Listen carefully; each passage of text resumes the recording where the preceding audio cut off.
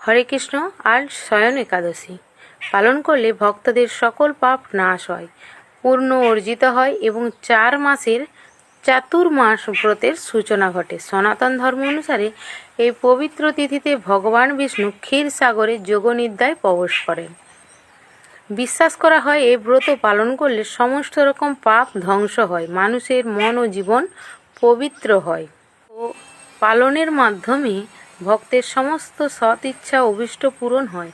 পৌরাণিক শাস্ত্রে উল্লেখ আছে, সূর্যোদয় থেকে শুরু করে দ্বাদশী তিথির সূর্যোদয় পর্যন্ত অন্ন জল ত্যাগ করে বা নিয়ম মেনে নিরামিষ উপবাস রাখা উচিত। ভগবান বিষ্ণু ও দেবী লক্ষ্মীর আরাধনা করা হয় এবং ভগবান বিষ্ণুর সহস্র নাম জপ করা হয়। দান ধ্যান করা ভালো। দরিদ্র সাধু ব্যক্তিদের অন্ন বস্ত্র দান শুভ বলে গণ্য করা হয়, যে যেরকম পারে, যার সামর্থ্য অনুযায়ী। আমি যেভাবে একাদশী পালন করি সেটাই তোমাদের সামনে ভিডিও তুলে ধরলাম। তোমাদের ভিডিওটা কেমন লাগে অবশ্যই জানিও।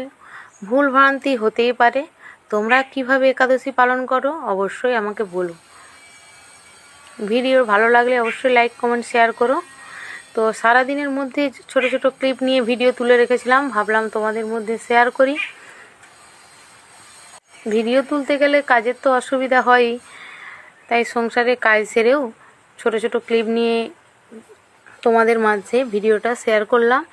সামনে একটা মন্দির আছে, গিয়েছিলাম পুজো দিতে, কিন্তু সেই ভিডিও তোলা হয়ে ওঠেনি। তারপর গিয়েছিলাম আজ যেহেতু বড় ঠাকুরের বার, আমার হাজব্যান্ড, মেয়ে সবাইকে নিয়ে সেখানেও পুজো দিয়ে আসলাম এবং প্রসাদ খেলাম। প্রসাদের মধ্যে আমি ফলই খেয়েছিলাম, কারণ মিষ্টি খাইনি, কারণ মিষ্টিতে তো মনে হয় ময়দা দেওয়া থাকে। আমি বাড়িতে তৈরি করেছিলাম সাবুর পায়েস, আর সাবু আর আলু দিয়ে লুচি করেছিলাম, আর করেছিলাম ছোট ছোট আলু দিয়ে আলুর দম। তো সব কিছুই নিরামিষ। আমি এইভাবে একাদশী পালন করি। ব্লগ ভিডিও বানাতে ভালো লাগে, কিন্তু সেইভাবে হয়তো আমার গলার ভয়েসটা অত ভালো নয়, কিন্তু ভুল ভ্রান্তি ছোট ছোট হতেই পারে। সব কিছু মেনে নিয়ে অবশ্যই পুরো ভিডিওটা দেখবে। আমি 12টা পর্যন্ত উপোস ছিলাম, দিয়ে তারপর খাওয়া দাওয়া করেছি, ভগবানকে প্রসাদ নিবেদন করেছি। যখন যেটা হয়েছে সারাদিন নিবেদন করেছি, তারপর নিজে সেই প্রসাদ খেয়েছি। তার মাঝে মাঝে তোমাদের সাথে ভিডিও করেছি এবং তুলে ধরলাম। কাল হয়েছে উল্টো রথ, আজ হচ্ছে একাদশী, কাল হবে দ্বাদশী। তো বাঙালিদের 12 মাসে 13 পার্বণ। আমি এই প্রথমবার সাবুর লুচি তৈরি করেছিলাম ফোনেতে দেখেই, কারো একটা রেসিপি দেখে। তো খুব একটা ভালো হয়নি, তবে খেতে খুব সুন্দর হয়েছিল। তোমরাও বানিয়ে দেখো।